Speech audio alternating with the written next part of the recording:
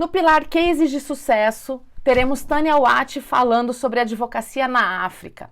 Eu conheci a Tânia em 2012, quando estivemos lá, eu e Rodrigo, com o privilégio de ensinar gestão legal para os advogados moçambicanos. Ela é advogada, doutoranda em Direito pela Faculdade de Direito da Universidade de Lisboa, em Portugal, é professora universitária e presidente do Conselho de Administração da W Editora.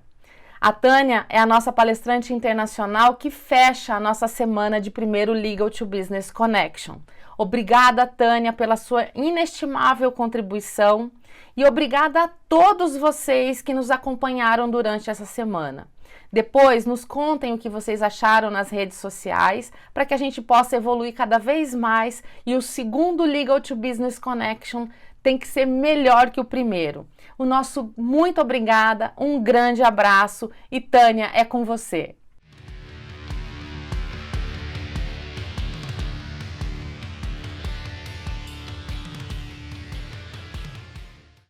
Bom dia, boa tarde, boa noite, Brasil, Moçambique, Angola, Portugal, Cabo Verde e todos os outros países que estejam de alguma forma a acompanhar este vídeo. Eu sou a Tânia Watt, durante os próximos minutos estarei a falar um bocadinho sobre a advocacia em África. Estou aqui a convite da Lara Selem, do Instituto Internacional de Gestão Legal, a quem agradeço esta amabilidade de me convidarem como oradora desta conferência sobre gestão e inovação na advocacia, e também agradeço a oportunidade de poder falar um bocadinho sobre a advocacia no continente africano e no país africano. Sou advogada, inscrita na Ordem dos Advogados de Moçambique desde 2010. Sou sócia fundadora da UAL Sociedade de Advogados e atuo primordialmente nas áreas de família, sucessões e menores. Sou também docente universitária e fui diretora executiva da Ordem dos Advogados de Moçambique cerca de 5 anos, papel em que conheci a Lara Selem e o Rodrigo Bertozzi quando organizámos a primeira formação na área de gestão na advocacia. A minha apresentação estará dividida em 3 partes. Falarei um bocadinho sobre o passado da advocacia moçambicana, um bocadinho do que está a acontecer neste momento e as projeções para o futuro. Nós não nos podemos escusar no passado, mas é necessário entender o passado para podermos atuar no presente e planearmos o futuro da advocacia moçambicana. Antes mesmo de entrar na primeira parte, devo fazer uma ressalva. Devemos ter em consideração que a África é um continente extenso em termos territoriais. Porque é composto por 54 países e 9 territórios, é muito complicado de falarmos sobre a advocacia em África. A África é um continente bastante diverso, com países com características muito diferentes, tanto em termos da organização política, legislativa e judicial. Temos que ter consciência que existem 2 sistemas presentes, muito presentes no continente africano. Por um lado, o romano-germânico e, por outro, o sistema anglo-saxono Common Law. Alguns países também têm um sistema relativamente misto. No entanto, podemos encontrar algumas similitudes relativamente aos países de língua portuguesa africanos. Porquê? Porque partilhamos o mesmo colonizador e partilhamos o mesmo sistema, herdamos o mesmo sistema. Falamos aqui de Angola, Guiné-Bissau, São Tomé e Príncipe, Cabo Verde e outros países que partilham a mesma língua com Portugal e, obviamente, Brasil. A ressalva foi feita, então a minha intenção, o meu propósito nesta conferência não é falar sobre a advocacia em África, mas falar sobre a advocacia em Moçambique e, em particular, da minha experiência como advogada moçambicana. A história da advocacia moçambicana está entrelaçada com a história do país, não é? De Moçambique, e também entrelaçada com a história da própria Ordem dos Advogados de Moçambique. Ficamos independentes em 1975. Logo após a independência, a primeira e única universidade que lecionava o curso de Direito foi encerrada e só foi reaberta 11 anos depois. Foram 11 anos em que não se formaram novos juristas em Moçambique.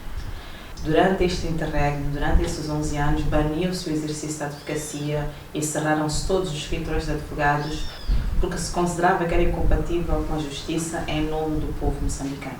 A Ordem dos Advogados de Moçambique foi criada alguns anos depois da reabertura da única, na altura, única universidade que lecionava o curso de Direito, isto é, em 1994 e 1996. Nessa altura, obviamente que a Ordem dos Advogados de Moçambique tinha mas muito poucos advogados, estava centrada na capital provincial, que era Maputo, e tinha uma flexibilidade maior da admissão de novos membros. Com alguma timidez inicial, a Ordem foi expandindo o seu papel tornando-se relevante na administração da justiça. Hoje, o seu papel na defesa do Estado de Direito Democrático e na defesa dos direitos e liberdades fundamentais e também a sua participação na administração da justiça é bastante visível. Obviamente que este é o nosso histórico, é o nosso passado. Hoje, o cenário é completamente diferente. Temos mais de 30 universidades que lecionam cursos de Direito públicas e privadas. Temos mais de 400 licenciados em Direito por ano. Temos anualmente cerca de 600 candidatos para o estágio na ordem, ou exame da ordem.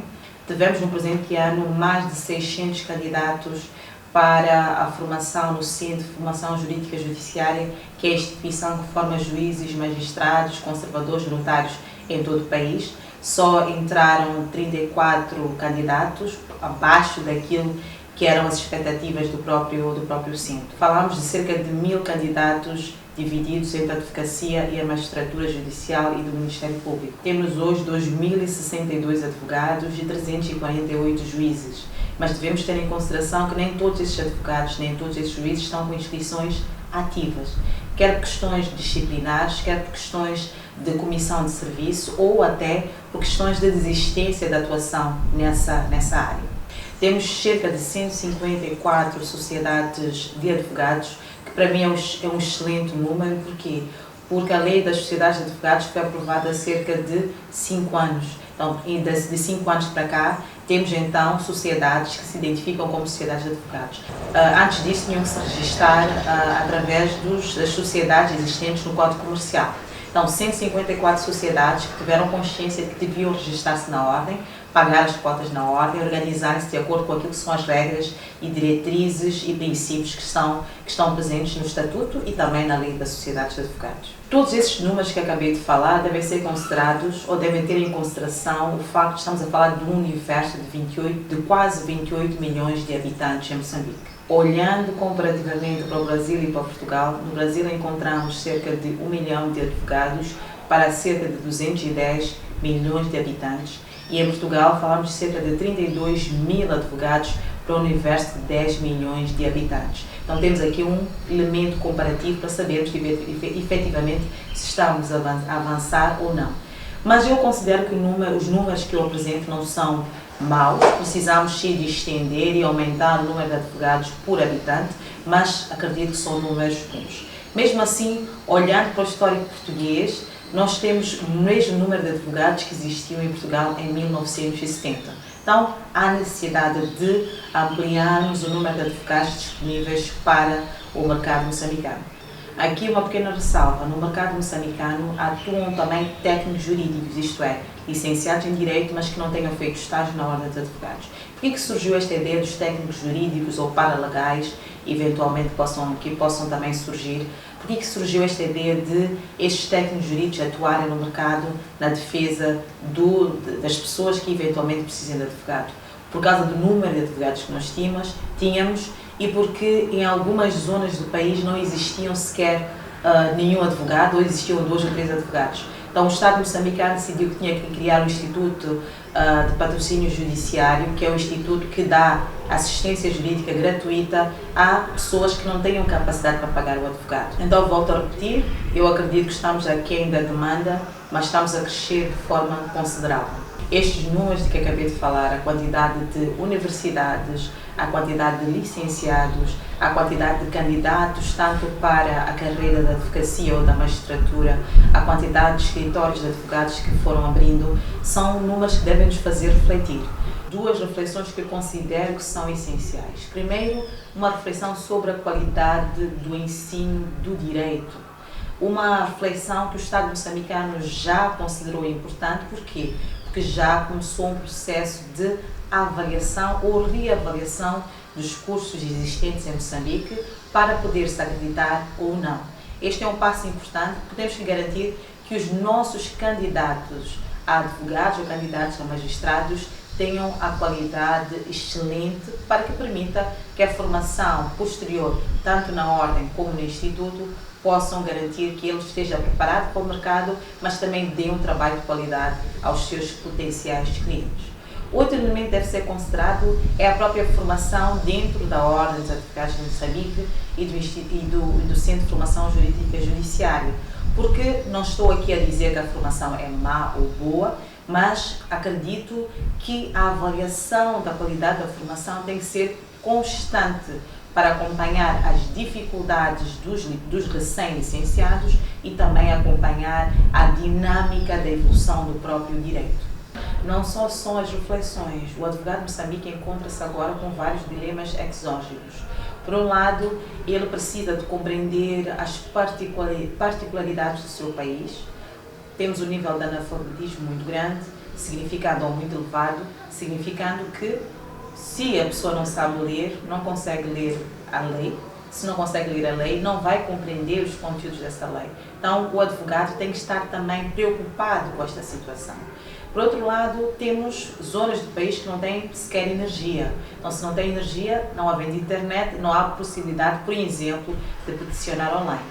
Mas, por outro lado, ele tem a obrigação de conhecer as melhores e as mais avançadas tecnologias que existem no mercado e também internacionalmente. Então, ele tem, por um lado, que conformar-se ou perceber que o nosso país tem as suas particularidades, mas, por outro lado, ele também deve estar preparado para conhecer o que de melhor se faz em termos de inovação e tecnologia no mundo. Por um lado, ele deve pensar local e, por outro lado, ele deve pensar global. Por um lado, ele deve procurar conhecer um bocadinho de tudo aquilo que é demandado pelo seu constituinte, pelo potencial cliente ou pelo seu cliente, isto é, conhecer a área laboral, a área comercial, a área de família, a área civil, a área pública, mas por outro lado ele também deve preocupar-se em especializar-se. Mas não nos parece que estas dificuldades, estes constrangimentos ou estes desafios sejam exclusivos de Moçambique. Em todos os países vai-se sentindo um bocadinho disto, em maior ou menor dimensão, vai variando de quadrante a quadrante, mas são preocupações que, regra geral, acompanham os países, até os países desenvolvidos. Como eu disse, eu não acredito que os desafios que a advocacia moçambicana enfrentará no futuro sejam desafios distintos dos desafios, por exemplo, que o Brasil, Portugal, Cabo Verde ou Angola enfrentem neste momento. Temos agora um mercado cada vez mais exigente, temos um mercado cada vez mais competitivo e temos também potenciais clientes ou clientes cada vez mais conhecedores daquilo que é o papel do advogado. Então, mais exigente significa que estarão também mais atentos à qualidade que este advogado apresenta. Qual seria a solução? Na minha opinião, a solução se centra num elemento em particular: qualidade, qualidade, qualidade, qualidade. Agora, a pergunta que poderiam fazer é: como é que nós conseguimos alcançar esta qualidade? Obviamente que não é uma resposta nem direta, nem simples, nem acabada. A qualidade pode variar de acordo com os tempos, pode variar de acordo com as áreas. Como eu disse, a resposta não é final, a resposta não é acabada, mas consigo, de alguma forma, identificar alguns elementos que eu acho que são essenciais para nós podermos atingir e mantermos a nossa qualidade. E como é que nós poderemos fazer isso? Acho que há 7 elementos que devem ser considerados. Primeiro, a aposta na formação. Quando falamos da formação a 3 níveis. Primeiro, a formação universitária. Segundo, a formação dos advogados estagiários. E terceiro, a formação constante. Não basta somente dedicar-nos e exigirmos que as universidades formem de forma adequada os seus licenciados. É necessário garantir que a formação na ordem vá de encontro à demanda e às necessidades do mercado. E este advogado já encartado deve ter sempre a preocupação de se manter atualizado sobre as novas técnicas, a nova doutrina. A formação estará sempre presente se nós quisermos garantir a qualidade dos serviços prestados. A produção doutrinária. A produção doutrinária podemos considerar que não, isto é um elemento que deve ser considerado na área académica. Mas nós sabemos, como advogados, que nós precisamos da doutrina para podermos crescer, principalmente doutrina que seja doutrina interna. Então, é necessário que também estimulemos as pessoas a escreverem sobre as matérias, que estimulemos as pessoas a produzirem doutrina, que estimulemos as pessoas a descortinarem aquilo que está presente na lei, principalmente quando há novas leis. Quando há novas leis, é essencial que alguém escreva sobre elas para permitir que quem tenha menos experiência possa se inspirar na leitura de uma boa obra jurídica. A especialização é outro elemento que eu considerei que era importante para a elevação da qualidade da advocacia em Moçambique. Quando nós falamos da especialização, sempre temos duas opiniões que são, de alguma forma, contrárias. Por um lado, temos um conjunto de pessoas que consideram que, como somos poucos advogados, devemos manter-nos um bocadinho generalistas. E, por outro lado, temos, sim, alguns que consideram que é necessária especialização. Qual é a particularidade da especialização? Há um ditado que diz: quem sabe tudo, não sabe nada. E a verdade é que podemos não saber nada, obviamente que vamos saber alguma coisa, mas não teremos capacidade ou tempo para nos dedicarmos especificamente a uma área. E nós só podemos ser excelentes, não é? Estarmos no topo do mercado se nós soubermos melhor ou mais do que qualquer outro advogado concorrente. Então a especialização pode ser complicada neste momento, pode parecer um esforço desnecessário, mas eu acredito que no futuro poderá ser bastante recompensador. Dedicação exclusiva ainda é um problema no mercado jurídico moçambicano. Muitos advogados estão com inscrições suspensas por questões disciplinares ou até por suspensão a título opcional, não é? Porque estão a dedicar-se a áreas que têm compatibilidade com o exercício da advocacia. Mas devemos considerar que, além destes advogados que estão com suspensão ou por questões disciplinares ou por questões de opção, temos também alguns advogados que estão a exercer outro tipo de profissões durante o dia, isto é, durante o expediente, e que fazem advocacia de final do dia. Será que eu posso afirmar que quem faz advocacia de final do dia é um mau advogado? Obviamente que não.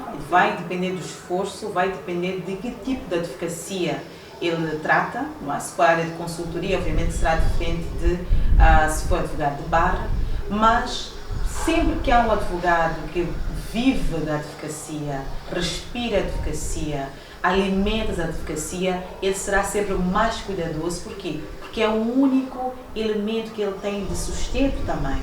Então ele vai querer fazer o melhor trabalho possível para garantir a qualidade e manter assim o seu escritório aberto, seja ele escritório individual, seja ele uma sociedade de advogados, ou seja mesmo um advogado que faça advocacia dentro da empresa, não é? E mais uma vez repito que outro elemento é que o advogado moçambicano deve ter em conta as especificidades do seu país. Nós devemos ter em conta as especificidades do nosso país. Os últimos dois elementos que para mim são extremamente importantes é a multidisciplinaridade e a inovação. Este advogado não pode dar-se ao luxo de dizer: olha, eu só conheço da lei, eu só sei questões técnico-jurídicas. Este advogado tem que ser um verdadeiro empresário, um verdadeiro homem de negócios. E como homem de negócio, ele deve perceber de gestão, ele deve perceber da administração, ele deve perceber de marketing. De todos esses elementos serão a diferença entre ele conseguir chegar a determinado grupo de pessoas ou não chegar a este grupo de pessoas. Então não podemos já ter a ideia de que, olha, não preciso fazer grande esforço se eu tiver um trabalho de qualidade. Se as pessoas não sabem que eu faço trabalho de qualidade, então eu não estou a alcançar absolutamente nada. Então eu preciso conhecer a gestão, eu preciso compreender a administração, eu preciso saber procurar soluções adequadas. Então este advogado tem que procurar soluções fora da caixa. Ele deve sair um bocadinho do mundo jurídico, exclusivamente jurídico, e procurar soluções que lhe ajudem a ter um melhor negócio. Procurar formações em áreas transversais. Por exemplo, a formação que a Lara Seller e o Rodrigo Bertozzi efetuaram em Moçambique sobre gestão de escritório foi essencial para que algumas pessoas decidissem unir-se e abrir sociedades de advogados. Tivemos também uma formação sobre gestão de tempo, não é? Nós sabemos que o tempo é dinheiro, o advogado tem que saber gerir o seu tempo. E, por fim, mas não menos importante, a inovação. O advogado de agora, em qualquer parte do mundo, não pode afastar-se das novas tecnologias. As novas tecnologias devem ser nossas aliadas. Devemos olhar para as novas tecnologias como nossas aliadas. Esta tecnologia deve ser usada em benefício, quer seja para a redução de custos, quer seja para facilitar o nosso trabalho. Como é que eu posso reduzir estes custos? Por exemplo, se eu tiver um sistema de gestão do escritório de advogados ou gestão da sociedade de advogados que me permita fazer o controle do tempo de trabalho, que me permita mandar e-mails para os clientes falando sobre as cobranças, tudo isto vai facilitar o meu processo e vai reduzir os meus custos, porque eu não teria que ter alguém dedicado somente a esta atividade. Por outro lado, também vai nos facilitar o trabalho, não é? Porque há um sem número de questões que eu teria que fazer manualmente, que eu posso fazer através dos sistemas preparados para esse efeito. Além disso, a tecnologia deve ser também olhada no sistema de divulgação. As redes sociais estão lá para nós utilizarmos, mas devemos utilizar de forma adequada. As redes sociais podem ser utilizadas tanto para manchar a nossa imagem, destruir a nossa reputação, como podem ser utilizadas para construir a nossa reputação. Então temos que sempre considerar o que é que nós colocamos nas redes sociais. É adequado ou vai de encontro aos objetivos que eu pretendo alcançar? Se nós tivermos isto em consciência, este elemento em consciência, e se formos cuidadosos com a forma como usamos as redes sociais, elas serão um excelente veículo para divulgarmos os nossos trabalhos. Lembremos que a geração atual, a geração dos 40 para baixo, basicamente procura tudo online. Então, se nós estivermos online, há maior probabilidade de nos encontrar. Agora, os advogados mais velhos têm uma reputação construída de muitos e longos anos, se calhar não precisam de fazer um esforço tão grande, mesmo assim já verificamos que também eles começam a fazer algum esforço e a procurar soluções online ou soluções de redes sociais para a divulgação dos seus serviços. Então, estes aspectos que eu acabei de falar, estes 7 aspectos, devem ser considerados de forma estanque, mas também devem ser considerados de forma conjunta. Não podemos falar da multidisciplinaridade sem falar da inovação, não podemos falar da inovação sem falar da formação, não podemos falar da formação sem falar da especialização. Então, são elementos que podem sim ser considerados de forma isolada, mas ao mesmo tempo também devem ser considerados de forma conjunta, né? Devem ser considerados conjuntamente. É neste cenário que se encontra o advogado moçambicano. Ele deve pensar e refletir sobre o passado, deve atuar no presente, mas sempre a pensar no futuro. Eu acredito que a conjuntura do país e estes elementos que eu acabei de indicar é que transformam o nosso mercado num mercado ótimo. Estamos numa situação ótima. Ótimo não significa que não existam erros e ótimo também não significa que não existam constrangimentos, desafios para o futuro. Mas estamos numa situação em que nós podemos literalmente inventar tudo ou reinventar tudo. O facto de não termos uma história centenária poderia ser olhada como uma desvantagem, mas na minha opinião é uma vantagem. Por quê? Nós podemos inventar, reinventar, podemos criar elementos novos na administração da justiça, podemos criar elementos novos na advocacia moçambicana, porque podemos criar uma advocacia que seja realmente nossa, uma advocacia moçambicana. Mesmo que influenciada por outros, pelo sistema, mesmo que influenciada por outras realidades, ela poderá ter um caminho que seja muito próprio e que vá de encontro às necessidades reais do nosso país. Mas olhando para a situação atual do país, esta reinvenção terá que ser muito rápida. Nós estamos agora com grandes explorações na área de petróleo e gás. Obviamente, com essas explorações entram novas multinacionais. É necessário apoiar mais as instituições públicas na negociação dos contratos.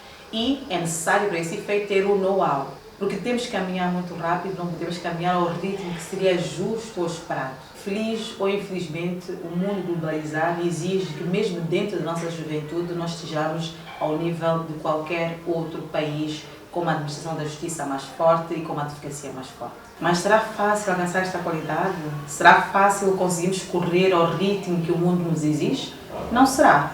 Não será fácil. Mas também, se fosse fácil, qual seria o desafio? Lembremos que um bom advogado deve sempre apreciar um bom desafio, deve apreciar um bom quebra-cabeças. E estaremos a montar este quebra-cabeças sempre considerando que a nossa história não será igual a nenhuma outra e que a nossa advocacia deve ser a advocacia moçambicana, virada para o mundo, mas a advocacia moçambicana. Muito obrigada e uma excelente conferência.